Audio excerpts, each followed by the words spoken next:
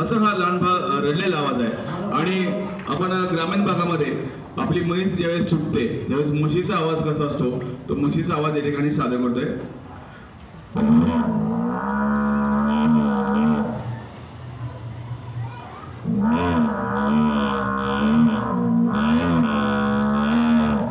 असा हा म्हशीचा आवाज आहे।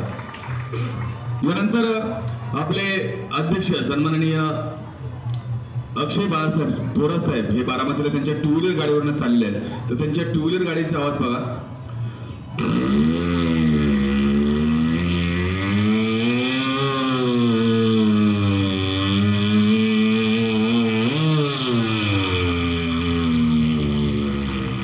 आणि ते बारामतीला पोहोचले आहे। यानंतर आपण सर्व महिला भगिनी आपण बारामतीच्या रेल्वे गाडीने पुण्याला चाललेला, तर रेल्वे इंजिनचा आवाज बघा कसा आहे।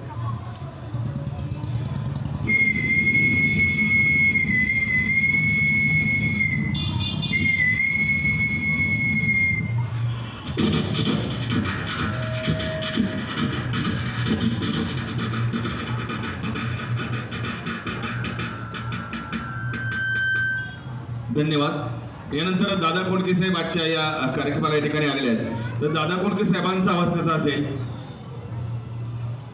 या मायले तुम्हाला सांगतो माझ्या आया बहिणीनो, आपला आजचा योद्धा युवा प्रतिष्ठानच्या वतीनं होम मिनिस्टर कार्यक्रम असला एक नंबर तुम्ही केलेला आहे।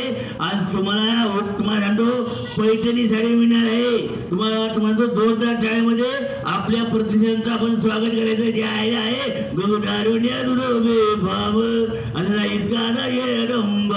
धन्यवाद। यानंतर मकरंद अनारसपुरे साहेब या ठिकाणी आलेले आहेत आणि मकरंद अनारसपुरे आल्यानंतर ते त्यांच्या शैलीमध्ये कसं बोलतात ते बघा।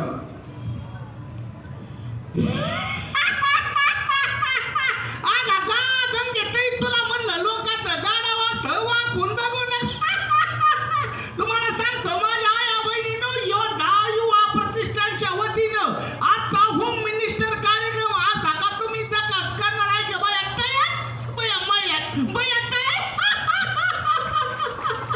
धन्यवाद। यानंतर आदरणीय अजितदादा पवार साहेब यांच्यामुळे बारामतीमध्ये सलग 3 वर्ष उत्कृष्ट कलेचा कलावंत पुरस्कार मला देऊन सन्मानित करण्यात आला, ते अजितदादा पवार साहेब आजच्या या कार्यक्रमाला आले आणि दादांचा आवाज कसा असेल या ठिकाणी काढण्याचा प्रयत्न करतो आदरणीय अजितदादा पवार साहेब। वास्तविक पाहता तसं पाहिलं तर आजच्या कार्यक्रमाला या ठिकाणी सुरेनगरीमध्ये येणार नव्हतो, परंतु काल मुंबईला असताना मला अध्यक्ष अक्षय बाळासाहेब थोरातांचा फोन आला की दादा काही करा आणि आजच्या कार्यक्रमाला या। अतिशय चांगले असे स्तुत्य उपक्रम आपल्या प्रतिष्ठानाला या ठिकाणी केलेले आहेत। आमच्या राष्ट्रवादी काँग्रेस पक्षाच्या वतीने मी त्यांना